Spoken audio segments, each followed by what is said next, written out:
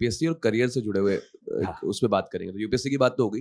मेरा सवाल था करियर को लेके, क्योंकि आपकी आपकी कहानी में भी एक चीज़ मतलब समझने को मिलती है कि आप पहले पॉलिटिक्स की तरफ किसी ने सजेशन दिया तो पॉलिटिक्स में ट्राई करने का सोचा, इलेक्शन वो लड़ा सोसाइटी का। देन यूपीएससी किया, उसको 9 महीने किया और फिर उसको छोड़ दिया और फिर टीचिंग में आ गए। तो मुझे लगता है कुछ लोगों का ये प्रोसेस बहुत लंबा हो जाता है कि ट्राई जी। करते रहते हैं, इस चक्कर में ज़िंदगी बीत जाती है, पता ही नहीं हाँ, चलता करना क्या चाहते हैं। सही बात। लेकिन आप कुछ सलाह देना चाहते हैं इस बारे में कि आप मतलब कैसे पता करे इंसान कि एक्चुअल में वो क्या करना चाहता है? या फिर उसको वो चीज़ करेगा तो सेटल हो जाएगी या सेटल या फिर वही समझ रहा हूँ। ये बड़ा मुश्किल सवाल पूछ लिया ये आपने, लेकिन बहुत ज़रूरी सवाल भी है। इसको हम कहते हैं कि अपने स्वधर्म की पहचान कैसे करें, या ये कि मैं किस चीज़ के लिए बना हूँ, कैसे इसकी चीज़ की पहचान करें। इसकी पहचान कुछ लोगों का सौभाग्य ये होता है कि बचपन से उनको पता होता है। ऐसे बहुत कम लोग हैं। जैसे सचिन को पता था, वो गली में क्रिकेट खेलता था। पेरेंट्स ने काफ़ी समझाया होगा, पर स्कूल में नहीं संभाल पा रहा था तो क्रिकेट में ही चला गया। तो किसी किसी बच्चे का बचपन से शौक बहुत ही क्लियर कट दिखता है, पर ऐसे बच्चे बहुत कम हैं, बहुत ही कम हैं। अधिकांश लोग, जैसे कि मैं, जैसे शायद आप भी, हमारी नियति ये है कि हम एक नेगेशन के प्रोसेस में ही समझ पाते हैं कि दरअसल हम किस चीज़ के लिए बने हैं। पहले मैं ए करूँगा, ए करके समझ में आएगा नहीं ये तो नहीं है भाई, तो ए छोड़ दूंगा। फिर बी करूँगा, बी करने के बाद समझ में आएगा कि बी भी ठीक नहीं है, फिर सी करूँगा। करते करते किसी किसी को शायद ई या एफ में पता लगे यही वो चीज़ है जो मुझे करनी थी, और वो एफ में आके खुश हो जाए। इसमें भी दो संभावनाएं हैं कि जिंदगी खत्म हो गई, अभी एफ और जी तक खत्म नहीं हुआ मामला।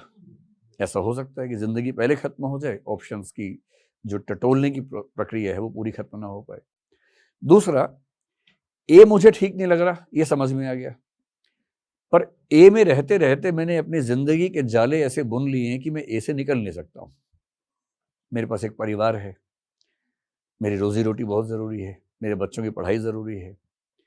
इसलिए मैं कई बार कहता हूँ अपनी क्लास में, आपसे भी कह रहा हूँ कि आप में से अधिकांश के माता पिता, स्पेशली पिता, जो काम कर रहे होंगे उसको एंजॉय नहीं करते होंगे। वो बहुत ही एलियनेशन के शिकार होंगे। एलियनेशन का मतलब है अपनी मूल प्रकृति से बहुत दूर चले जाना, कट जाना, आत्मनिर्वासन की स्थिति, अजनबीपन की स्थिति में आ जाना। पर वो मजबूर हैं, क्योंकि आपकी जिंदगी दांव पर है, इसलिए वो अपने रुचियों को दांव पे लगाते हैं बार बार। वो जिंदगी भर वही काम करते रहेंगे जो वो नहीं करना चाहते, ताकि आपकी जिंदगी में असुरक्षाएं पैदा ना हो जाए। इसलिए जब ये समझ में आ भी जाता है कि ये मेरी नेचर का पार्ट नहीं है, तभी हम छोड़ नहीं पाते, क्योंकि वो आसान नहीं होता है। किसी किसी को मौका मिलता है, जैसे मुझे मिल गया मौका। मैंने सिविल सेवाओं में कुछ महीने काम किया, समझ में आ गया कि मेरे नेचर का काम नहीं है। मेरे परिवार ने भी सपोर्ट किया तो मैं रिज़ाइन कर पाया, वरना मैं कितने लोगों को जानता हूँ जो कब से कह रहे कि रिज़ाइन करूँगा, नहीं कर पाते हैं। ऐसे ही रिश्तेदारियों में भी हो सकता है, रिश्ते में भी तो रिज़ाइन किया जाता है कई बार। कई लोग नहीं कर पाते हैं, कई लोग कर लेते हैं, लेकिन तरीका वही है। एक साहित्यकार हुए मोहन राकेश, उनकी भाषा में कहूँ तो एक ही जिंदगी है, उसी में प्रयोग करने हैं, उसी को जीना है। अगर एक प्रयोग फेल हो जाए तो दो रास्ते हैं, उसको ढोते रहिए, या खुल के मान लीजिए गलती हुई थी, अब दूसरा प्रयोग करेंगे। दूसरा प्रयोग करने में फिर खतरा है कि गलती हो जाए, उसके बाद और साहसी होना पड़ेगा, क्योंकि हर व्यक्ति मजाक बनाएगा, सारे फूफा मौसा इकट्ठे हो जाएंगे उस समय कि हम तो पहले ही कह रहे थे पागल आदमी है, ऐसा कर दिया वैसा कर दिया। इन सब से प्रभावित नहीं होना है, और कहना है कि एक ही लाइफ है, प्रयोग करेंगे बार बार। दूसरा फेल हुआ तो तीसरा करेंगे, चौथा भी करेंगे, और जिस दिन लग गया कि मैं इसी काम के लिए बना था, फिर मन तन्मय रहेगा और ठीक से वो काम करेंगे। कबीरदास एक बहुत महान कवि हुए, उनको लेकर हम ऐसा देखते हैं कि कबीर ने बहुत सारी चीजें छोड़ी, क्योंकि उनको वो सुकून नहीं मिल पा रहा था जिसके लिए वो बने थे। और अंत में भक्ति के रास्ते पर जाने के बाद ऐसा लगता है कि वो उस सुकून में आ गए जिसकी तलाश उनको बहुत समय से थी।